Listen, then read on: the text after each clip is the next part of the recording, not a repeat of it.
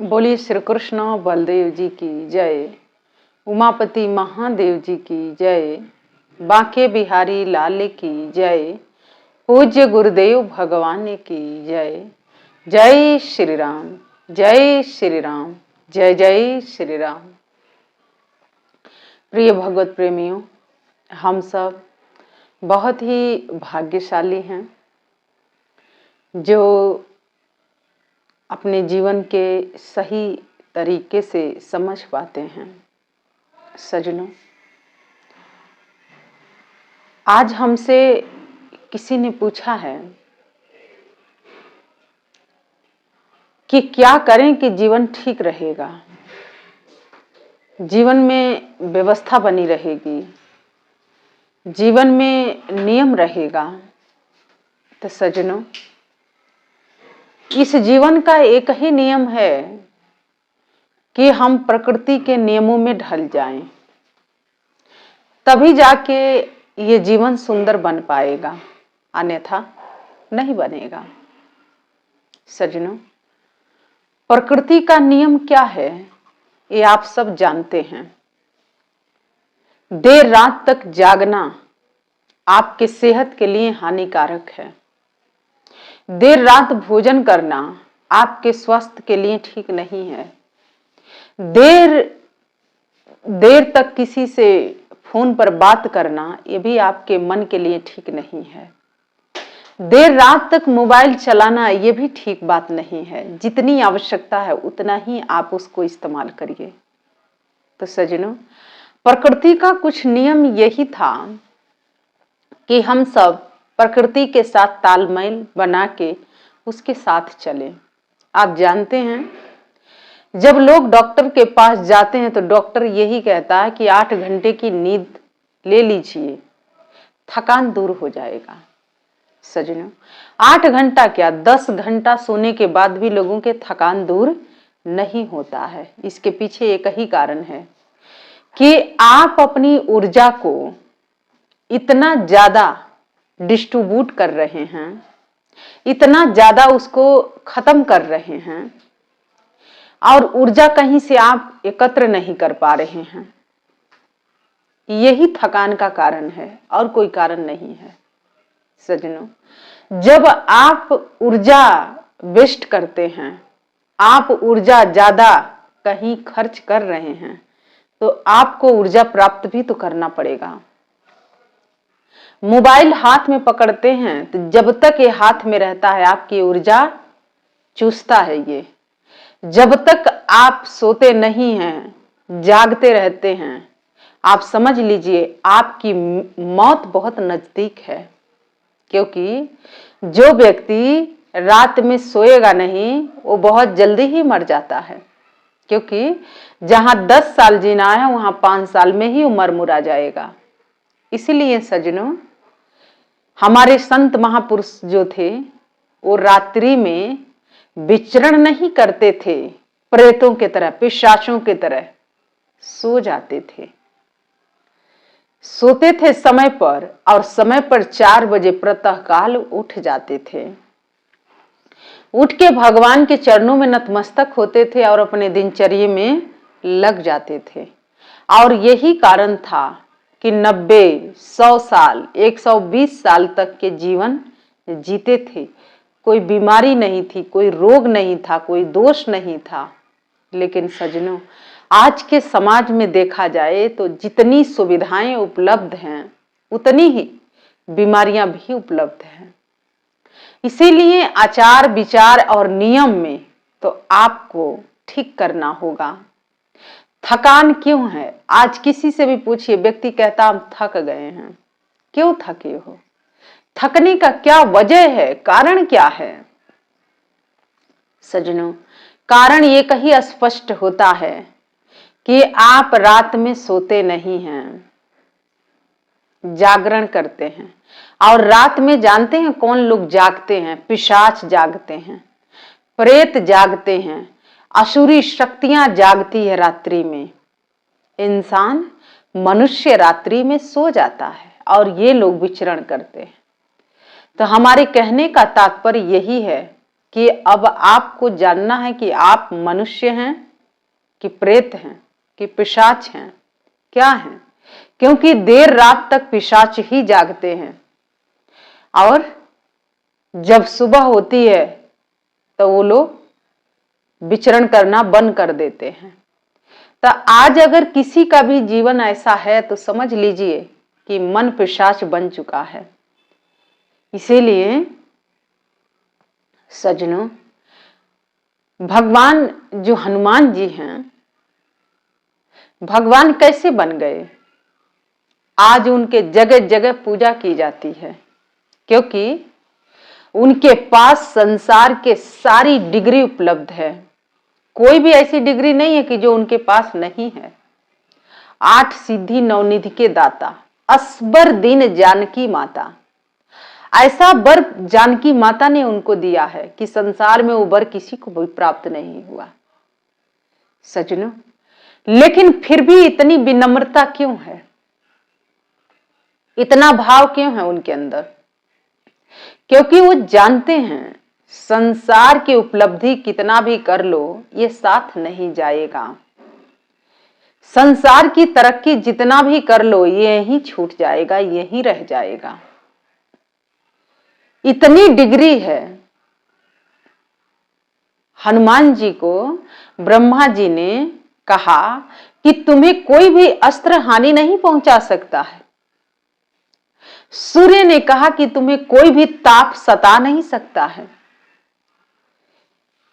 वरुण देवता ने कहा कि पानी तुम्हें कभी हानि नहीं पहुंचा सकती है। इंद्र देवता ने कहा कि कभी तुम्हें कोई अस्त्र प्रभावित नहीं कर सकता है। सज्जनों, भगवान शिव ने कहा कि कोई भी अस्त्र तुम्हें बांध नहीं सकता है। जितने भी देवता हैं, जितने भी दैवी शक्तियां हैं, वो सब ने उनको एक एक चीज प्रदान किया। आप सोचिए, आपके पास इतनी डिग्री हो तो आप तो किसी को अपने पास फटकने नहीं देंगे, अपने में लगाएंगे ही नहीं, अपने में जोड़ेंगे ही नहीं। लेकिन हनुमान जी के पास इतनी डिग्री थी, हाई क्वालिफाइड थे। इतनी डिग्री प्राप्त करने के बावजूद भी हनुमान, जिन्होंने अपने मान का हनन कर दिया था, सज्जनों, लोग उनका चालीसा का पाठ करते हैं, बजरंग बाण के पाठ करते हैं, पंचमुखी कवच के पाठ करते हैं, लेकिन जिनका पाठ आप कर रहे हो क्या वो उनके जीवन के जैसे आपका जीवन बना? नहीं। तो फिर ये पाठ पूजा आपकी क्या रक्षा कर सकता है, क्या बचाव कर सकता है? 8 सिद्धि 9 निधि के दाता असबर दीन जानकी माता, 8 सिद्धि या 9 निधि है, माता जगत जननी का आशीर्वाद है। असबर दीन जानकी माता ऐसा वर दी हैं कि जो लव और कुश को प्राप्त नहीं हो पाया, जो लक्ष्मण शत्रुघ्न और भरत को नहीं प्राप्त हो पाया, वो हनुमान को प्राप्त हुआ। सज्जनों, क्यों मिला? क्योंकि मैं नहीं था, दिखावा नहीं था। हनुमान जी के अंदर ये सब चीजें नहीं था। और जानते हैं, जिस समय जो माता है वो रावण जिस समय उनको लेके जा रहा था तो किसने पहले देखा? गरुड़ जी ने देखा। जो जटायु हैं, जटायु के पास ऐसे यंत्र था, ऐसा दिव्य यंत्र था कि वो एक जगह बैठे थे, लेकिन वो देख लिए थे कि कोई दूसरे देश से हमारे देश में प्रवेश किया है और यहां से श्री रामचंद्र जी की भार्या को कोई उठा के लेके जा रहा है।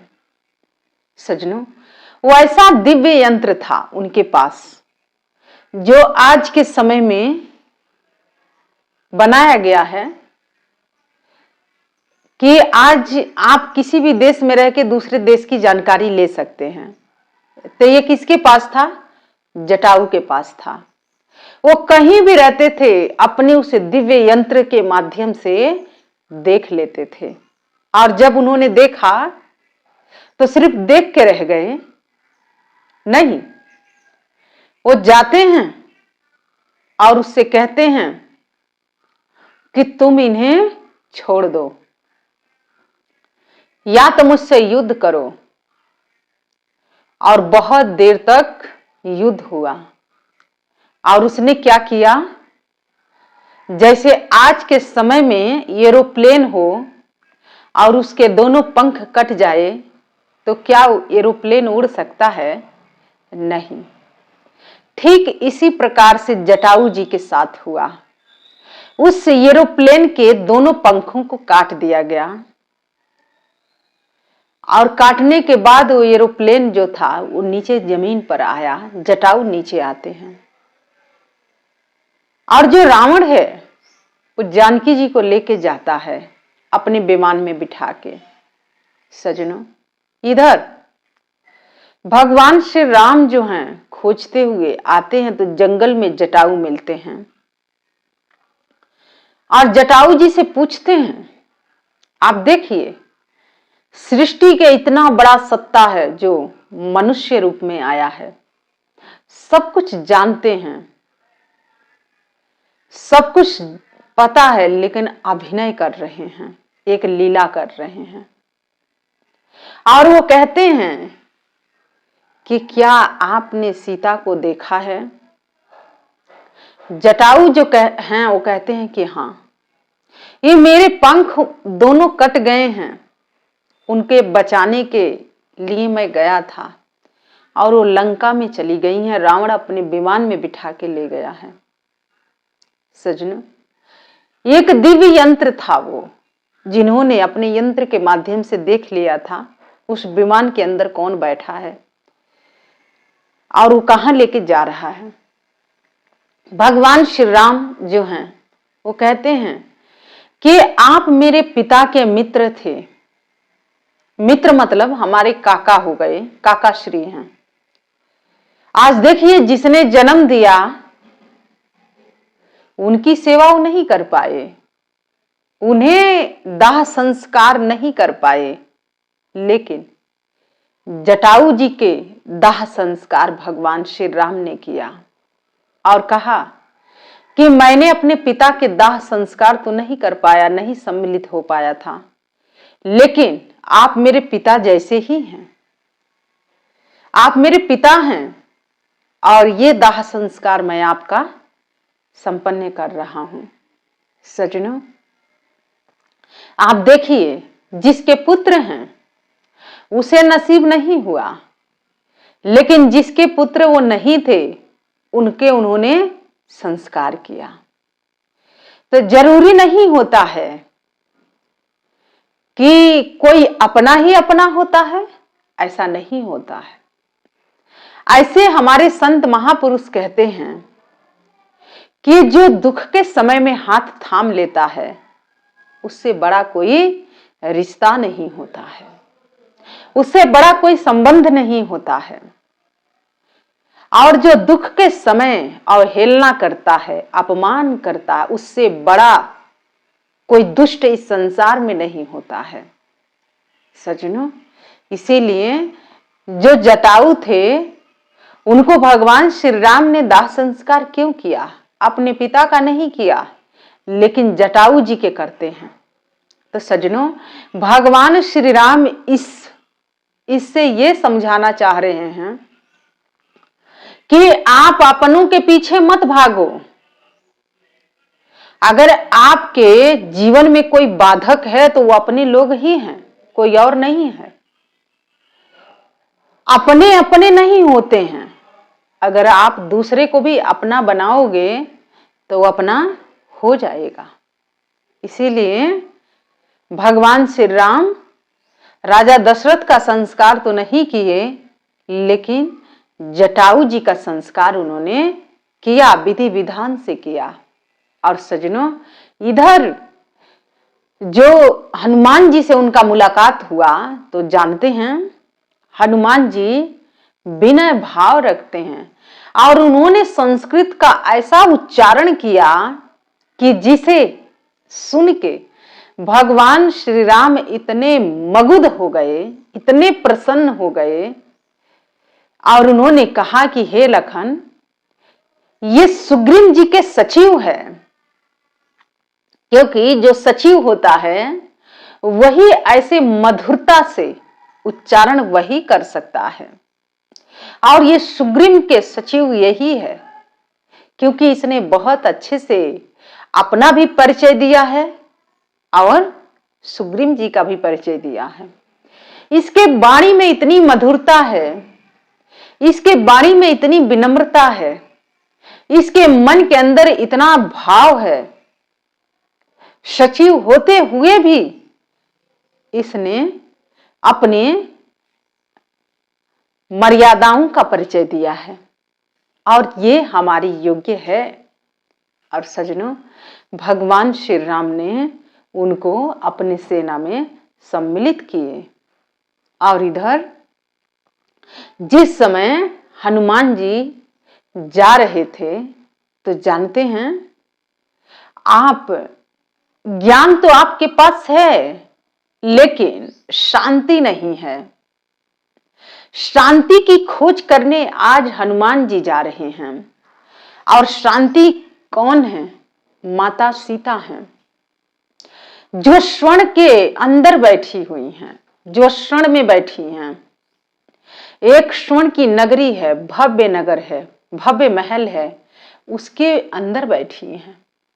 सजनों, ज्ञान आज शांति की खोज कर रहा है, तो ज्ञान शांति तक कैसे पहुंचेगा? सजनों, शांति को प्राप्त कर लेना इतना आसान है क्या? नहीं। आज ज्ञान पर लोग पीएचडी कर रहे हैं, ज्ञान पर लोग बहुत बड़े बड़े पुस्तक लिख दिए, ज्ञान पर बहुत चर्चा होती है, लेकिन आप जानते हैं जो ज्ञानी होता है वो बहुत बड़ा अहंकारी भी होता है, बहुत बड़ा अहंकारी होता है, क्योंकि अभी शांति नहीं आई है जीवन में। ज्ञान तो है लेकिन अहंकार भी है, अभी शांति की खोज है, शांति की तलाश है, शांति नहीं मिली है, ज्ञान तो प्राप्त हो गया है। तो इस ज्ञान से आप क्या कर पाएंगे जब ये ज्ञान अहंकार को लेके बैठा है, रूढ़िवादियों को लेके बैठा है? इससे ना तो आप अपना भला कर सकते हैं और ना ही इस समाज का भला कर सकते हैं, क्योंकि इसके जीवंत उदाहरण उद्धव जी भी हैं। लेकिन उद्धव का तो अहंकार चूर चूर हुआ उन गोपियों के पास जाके। और सजनों, क्योंकि उनके पास भी ज्ञान था पर परम शांति नहीं थी, परम आनंद नहीं था। आनंद की बात कर लेना, शांति की बात कर लेना एक मुखौटा है, लेकिन परम शांति को प्राप्त कर लेना, परम आनंद तक यात्रा कर लेना, ये बहुत बड़ी बात है। और हनुमान जी इसके जीवंत उदाहरण है। सजनों, हनुमान जी जब जाते हैं तो उन्हें मैनाक मिला। मैनाक क्या है? यश के प्रतीक है मैनाक। यश जो होता है वो आपको बड़ी उसी ख्यातियां मिलती हैं। और जब मैनाक मिला तो उसने कहा कि विश्राम कर लो। हनुमान जी ने कहा कि नहीं, सुविधा मिली, लेकिन उस सुविधा को उन्होंने अस्वीकार कर दिया, सम्मान करते हुए उसका स्वीकार नहीं किए। फिर आगे बढ़ते हैं तो उन्हें एक सुरसा मिली। सुरसा यश के प्रतीक है, यश चहुओर फैला हुआ है, लेकिन वो यश से कौन बच सकता है? सजनों, हनुमान जी ये बता रहे हैं कि लघु रूप धारण कर लो, छोटे से बन गए और सुरसा रूपी यश के मुख में गए और उसी क्षण बाहर निकल आए। बस यही आपको भी करना है। आपके आसपास बहुत सुख सुविधा है, यश चहुओर फैला है, लेकिन इस परपंच से कैसे बचोगे? हनुमान जी बता रहे हैं कि लघु रूप धारण करो, और जब लघु रूप धारण करोगे तो इस यश रूपी सुरसा से स्वयं ही बच जाओगे। और सजना, उसके उपरांत शांति तक कैसे पहुंचोगे? शांति तक पहुंचे और खोज करके आते हैं, और इधर भगवान श्री राम जी का राज्याभिषेक होता है। उसमें देश विदेश से सब जगह से लोग आए थे देखने के लिए। और जानते हैं, जब राज्याभिषेक हो गया तो सब लोग सब जगह चले गए, लेकिन हनुमान जी जो हैं वो कहीं नहीं गए, अयोध्या में ही थे। तो एक दिन राम जी ने कहा सीता जी से कि क्यों नहीं तुम हनुमान को कह देती हो यहां से जाने के लिए? तो सीता मैया ने परिहास करते हुए कहा, पति से ही तो परिहास होता है, मजाक किया। उन्होंने कहा कि हे रघुनंदन, आपके कुल में पुत्रों को वनवास भेजा जाता है, लेकिन मैं अपने पुत्र हनुमान को वनवास नहीं दे सकती हूँ, भेज नहीं सकती हूँ, कहीं भी नहीं भेज सकती। भगवान श्री राम प्रातः काल उठे, लखन जी को बुलाते हैं और लखन से कहते हैं कि हे लखन, तुम हनुमान को यहां से जाने के लिए कह दो। हनुमान जी ने कहा कि नहीं भ्राताश्री, मैं नहीं कह सकता हूं। अरे हनुमान के वजह से तो मुझे जीवन दान मिला है। जब मुझे शक्तिबाण लगा था तो आप तो रो रहे थे, विलाप कर रहे थे, आपको तो कुछ सूझ ही नहीं रहा था, लेकिन वो हनुमान ही था जो मुझे जीवन दान दिया, तो मैं नहीं कह सकता हूं जाने के लिए।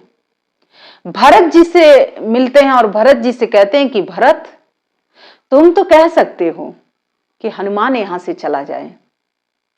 सज्जनों, भरत जी ने कहा कि नहीं, जब मैं चिता पर बैठ गया था और अग्नि लगाने ही वाला था, तो उसी समय हनुमान आए और उन्होंने सुखद समाचार सुनाया कि श्री रामचंद्र जी आ रहे हैं। तो मैं हनुमान के वजह से मुझे ये सुगत समाचार मिला जो मन को प्रसन्न किया, तो मैं हनुमान को कैसे यहां से भेज सकता हूं? भगवान श्री राम ने कहा, शत्रुघ्न को बुलाते हैं और कहते हैं कि हे शत्रुघ्न, तुम हनुमान को जाने के लिए कह सकते हो। तो शत्रुघ्न जी ने कहा कि वाह भैया, पूरे रामायण में तो मैं था नहीं, अब हनुमान जी को भेजना तो आप मुझे कह रहे हो? ना ना, मैं नहीं ऐसा कर सकता हूं, क्योंकि मैं तो सबसे छोटा हूं, मैं तो कहीं था ही नहीं, तो फिर ये कार्य मैं कैसे कर सकता हूं? मैं नहीं कर सकता हूं। भगवान ने कहा कि ठीक है, मैं ही उसे कह देता हूं जाने के लिए। और सज्जनों, भगवान ने बुलाया और कहा कि हनुमान, सब लोग यहां से चले गए, लेकिन तुम ही यहां पर रुके हुए हो, बचे हो। ऐसा करो कि तुम्हें भी कोई पद दे देते हैं, कुछ दे देते हैं, तुम भी यहां से जाओ। हनुमान जी ने कहा कि हाँ प्रभु, मुझे एक पद नहीं चाहिए, 2 पद चाहिए। तो भगवान ने कहा कि अच्छा, लगता है हनुमान जी के अंदर भी लालच आ गई है। तो उन्होंने कहा कि मांगो, कौन सा 2 पद चाहिए आपको? तो हनुमान जी ने कहा, क्योंकि उनके पास सारी डिग्री है, कोई ऐसी डिग्री नहीं है कि जो उनके पास नहीं है। हनुमान जी ने नम आंखों से कहा कि हे प्रभु, आप मुझे अपना दोनों पद दे दो, और कुछ नहीं चाहिए। पद का मतलब दोनों चरण आप हमें दे दो। और सज्जनों, भगवान जो थे उन्होंने कहा कि ठीक है, मैं तुम्हें ऐसा वर देता हूं, ऐसा आशीर्वाद देता हूं कि मेरे चरणों में तुम्हारी भक्ति सदा के लिए बनी रहेगी। ये सूर्य, ये चंद्रमा, ये धरती, ये वसुंधरा जब तक रहेंगे तब तक आप जीवित रहोगे। सज्जनों, असबर दिन जानकी माता का तो आशीर्वाद प्राप्त हुआ ही था, भगवान श्री राम जी का आशीर्वाद, चिरकाल आशीर्वाद मिला, आशीष मिला उन्हें। और सज्जनों, इतना कुछ पाने के बाद भी सेवा करत निहकामी, क्योंकि सेवा वही कर सकता है जो निष्काम भाव रखता है। स्वार्थ भाव रख के तो बहुत लोग कर रहे हैं आज के समय में। तो इसीलिए हनुमान जी पूजनीय हो गए, वंदनीय हो गए। सज्जनों, साहेब से सेवक कैसे बड़ा हो गया? क्योंकि उसकी भावना बड़ी हो गई, उसके भाव इतने चरम पर पहुंच गए थे, इसलिए वो पूजनीय हो गया, वंदनीय हो गया। इतनी डिग्री प्राप्त करने के बावजूद भी उनके मन में लाश मात्र भी अहंकार नहीं है। लेकिन हनुमान जी के जीवन चरित्र से आज हम सभी साधक, सभी भक्त यही सीखेंगे। बहुत पूजा पाठ हम लोग कर रहे हैं, लेकिन क्या अहंकार खत्म हुआ? शांति जीवन में मिली? नहीं। ज्ञान अधूरा है शांति के बगैर। सज्जनों, ज्ञान को प्राप्त करना कोई बड़ी बात नहीं है, पर शांति को प्राप्त कर लेना ये बड़ी बात है। और हनुमान जी ने ज्ञान को भी प्राप्त किया था और शांति को भी प्राप्त कर लिया था, अर्थात माता का आशीर्वाद भी मिल चुका था। तो इसलिए वो पूजनीय हुए, वंदनीय हुए। और आज लोग उनका हनुमान चालीसा पढ़ लेते हैं, बजरंग बाण का पाठ करते हैं, पंचमुखी कवच का पाठ करते हैं और अपने सारे बुराइयों से मुक्ति उनको मिल जाती है और उनके हर एक कार्य सिद्ध हो जाता है। तो सज्जनों, ये वही कर सकता है जो एक भक्त होता है, एक संत होता है, एक साधक होता है। जब तक आप ज्ञान को लेके चलेंगे, ज्ञान का विस्तार करेंगे, ज्ञान के आगे बढ़ाएंगे, तो अहंकार का भी विस्तार हो रहा है, अहंकार का भी बढ़ावा आप कर रहे हैं। इसीलिए ज्ञान जब आता है तो अहंकार भी साथ आता है। तो अपने अहंकार पर विराम लगाओ और उस परम शांति को प्राप्त कर लो, क्योंकि जब तक जीवन में शांति नहीं मिलेगी तब तक ये ज्ञान आपका कुछ नहीं करेगा, और नहीं तो आपसे बुरे कर्म जरूर बनते रहेंगे और आप बुरे कार्यों में लिप्त होते रहेंगे। इसीलिए ये तो प्रेम की बात है उद्धव भैया। भगवान श्री कृष्ण कहते हैं कि ये तो प्रेम की बात है उद्धव भैया, कि आज गोपियां रो रही हैं तो मैं भी रो रहा हूं, क्योंकि वो उस चरम पर पहुंच चुकी हैं, लेकिन अभी आपके मन में तो अहंकार है। और इसीलिए भगवान श्री कृष्ण ने उन्हें कहां भेजा? गोपियों के पास भेजा, जो गोपियां अनपढ़ थी, पढ़ी लिखी नहीं थी, लेकिन ज्ञान की पढ़ाई लिखाई बड़ी जबरदस्त थी। उस शांति को, परम शांति को, परम आनंद को प्राप्त कर चुकी थी। और ऐसे अहंकारी, ऐसे मूढ़ को उन्होंने उपदेश दिया और उद्धव जी का अहंकार चूर चूर हो गया। और भगवान के पास जब लौटे तो ज्ञानी बन के नहीं लौटे थे, याचक बन के लौटे थे, साधक बन के लौटे थे, भक्त बन के लौटे थे। तो सज्जनों, इसीलिए ये ज्ञान जब जब भी हुंकार भरता है तो समझ लो इस ज्ञान से आपका भी हानि होगा, इस संसार के भी हानि होगा। अगर ज्ञान में शांति नहीं है तो ये ज्ञान आग के समान है, वो जला के राख कर देगा। इसीलिए सज्जनों, ज्ञान के साथ साथ शांति की खोज करो, शांति को, उस परम शांति को प्राप्त कर लो। अभी तो मन बड़ा अस्त व्यस्त है, ज्ञान के उपदेश बहुत देने से कुछ होने जाने वाला नहीं है। इसीलिए ये ज्ञानी ध्यानी, जब तक आप शांति को प्राप्त नहीं करेंगे तब तक कुछ प्राप्त नहीं किए। इसीलिए सज्जनों, हनुमान जी के पास इतनी डिग्री थी, लेकिन फिर भी उनके न किसी मान, न कोई अपमान, न कोई सम्मान, इसे बहुत ऊपर उठे हुए थे। राम काज करने की आतुर, राम के कार्य करने के लिए हमेशा आतुर रहते थे। इसीलिए जो साधक होता है, जो भक्त होता है, वो बड़ा चतुर होता है। क्योंकि अगर वो चतुर नहीं होगा तो ये जितने ज्ञानी आज के समय में अहंकारी बन के बैठे ना, अपने अहंकार को सहला सहला के पाल रहे हैं,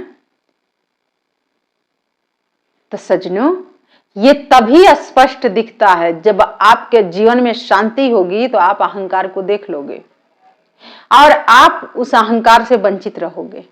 तो आज संसार में ज्ञान का बड़ा वर्चस्व चल रहा है, लेकिन अहंकार चरम पर पहुंचा हुआ है। तो सज्जनों वही है, शांति स्वर्ण के अंदर है, शांति को प्राप्त करना है, लेकिन उस शांति तक पहुंचने के लिए मैनाक मिलेगा, सुरसा मिलेगी, सिहिका मिलेगी, रास्ते में अनेक ऐसी बाधाएं आएंगी और आपको पार करके उस परम शांति तक पहुंचना होगा। तो आपको भक्त बनना होगा और जो भक्त बनेगा वही परम शांति तक पहुंच सकता है।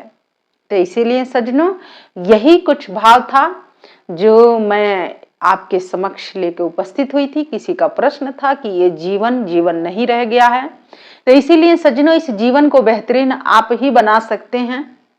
विकट से विकट परिस्थिति में भी आप परम शांति की खोज करो और शांति कहीं बाहर नहीं मिलेगी, आपके अंदर ही है।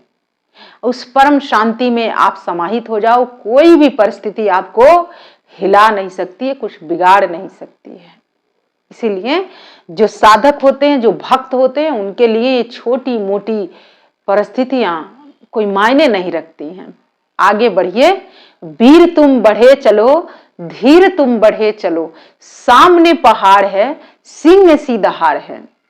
और आइए मैं अपनी वाणी को विराम देती हूँ और भगवान के चरणों में जय घोष अर्पित करती हूँ। तो बोलिए पवन सुत हनुमान की जय, केसरी नंदन की जय, उमापति महादेव जी की जय, पूज्य गुरुदेव भगवान की जय, श्री कृष्ण बलदेव जी की जय। जय श्री राम, जय श्री राम, जय जय श्री राम। धन्यवाद।